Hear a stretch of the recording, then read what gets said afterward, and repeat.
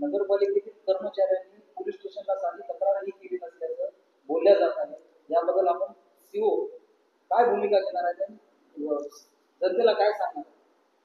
आपल्या माध्यमातून मी सांगतो की WTP येथे फिल्टर हाऊस येथे साहित्य चोरीला गेले असल्याबाबतचे पाणी पुरवठ्याचे प्रभारी कर्मचारी आझर यांनी रिपोर्ट केलेला आहे. त्या रिपोर्टमध्ये त्यांनी 250 mm चा एक जुना वॉल आणि 10 HP ची एक मोटर चोरीला गेल्याबाबतचा रिपोर्ट केलेला आहे आणि त्या अनुषंगाने आपण त्यांना फिर्याद देण्याकामी त्यांना प्राधिकृत केलेला आहे आणि त्या अनुषंगाने पोलीस स्टेशनला तक्रार का दाखल झाली नाही याचा मी वैयक्तिक आता फॉलोअप घेतो आणि त्या अनुषंगाने आज तक्रार दाखल होईल असं मी व्यक्त करतो. साहेब, आपलं कुठेतरी कर्मचाऱ्यांवर लक्ष नाही असं देखील नागरिकांना बोलल्या जात आहे. याबद्दल आपण सविस्तर खुलासा कशा पद्धतीने करणार? नाही, कर्मचाऱ्यावर लक्ष नाही असं इन द सेन्स कुठल्या याने म्हणता येतो? कर्मचारी ज्यावेळेस साहित्य चोरीला गेले, कर्मचारी पोलीस स्टेशनला का गेले नाही? पोलीस स्टेशनला प्राधिकृत त्यांना साहेब आल्याशिवाय आम्ही जात नाही. तुम्ही सुट्टीवर राहण्याचं कारण काय होतं? तुम्ही काय केलं? नाही, सुट्टीवर असण्याचं काही कारण नाहीये. मी ऑफिसला होतो मधल्या काळात. तुम्ही जे 2 दिवस म्हणताय त्यावेळेस मी टाउन प्लॅनिंगच्या ऑफिसला होतो आणि फोनवरती आझरनी मला सांगितल्यानंतर त्या अनुषंगाने मी तक्रार दाखल करण्यासंबंधी सूचना दिल्या होत्या.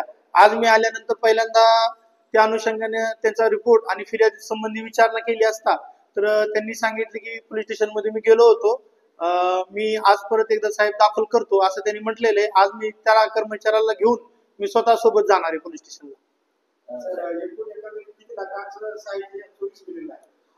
या रिपोर्ट मध्ये अमाऊंट बद्दल तसं काही मेन्शन नाहीये, परंतु ओरली त्या कर्मचाऱ्यांनी सांगितल्याप्रमाणे एक 30,000 रुपयाची अमाऊंट अंदाजे आपण गृहीत धरू शकतो. सर्वसामान्य जनतेमध्ये लाखो रुपयाचे साहित्य चोरी केले अशी चर्चा करतात शहरामध्ये ऐकायला मिळत आहे. यावर आपण काय प्रतिक्रिया? नाही, लाखो रुपयाची चर्चा असेल तर ते वस्तुस्थिती काय आहे मी वैयक्तिक त्या कर्मचाऱ्यामार्फत परत एकदा त्याच्याकडून रिवाइज रिपोर्ट घेईल आणि त्या अनुषंगाने पोलीस स्टेशन मध्ये जी साहित्य चोरीला गेले आहे त्या अनुषंगाने आम्ही गुन्हा दाखल करू. जलशुद्धीकरण केंद्र जे आहे त्या ठिकाणी यानंतर अशा घटना घडू नये यासाठी आपण काय या जलशुद्ध केंद्रामध्ये ही घटना घडल्यानंतर आम्ही तिथे CCTV बसवण्याचा निर्णय घेतलेला आहे.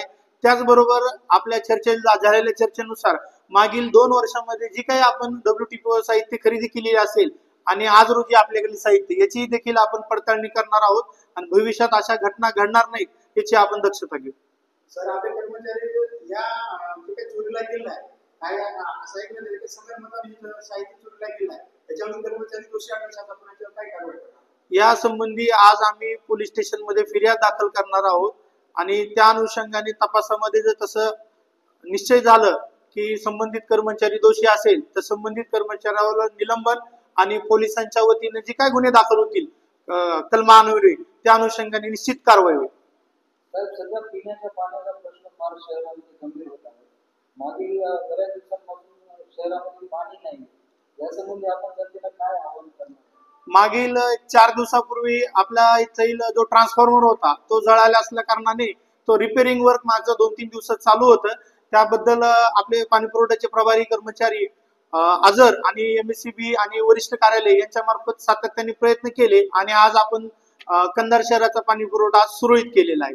लाईट बिल भरलं नाही असे जनतेमध्ये चर्चा आहे, असं काय आहे? लाईट बिल भरलेले अशी कोणती बाब घडलेली नाहीये. आपलं पूर्ण बिल आपण वेळच्या वेळ भरतोय.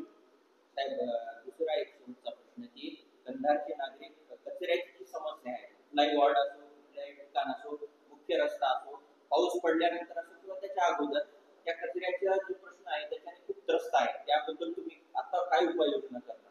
आता रिसेंटली तुम्ही बघताय की 3-4 दिवसापूर्वी आपण संबंधित ठेकेदाराला बिल अदा केलं होतं, परंतु संबंधित ठेकेदारामार्फत कंत्राटी कर्मचाऱ्यांना बिल त्यांचं वेतन देण्यात आलं नव्हतं. मध्यंतरी 4-5 दिवस कर्मचारी कंत्राटी कर्मचारी हे संपावर होते आणि त्या अनुषंगाने संबंधित ठेकेदारास आपण या कोणतीही पूर्वसूचना न देता काम बंद केल्याबाबतची त्याला नोटीस दिलेली आहे.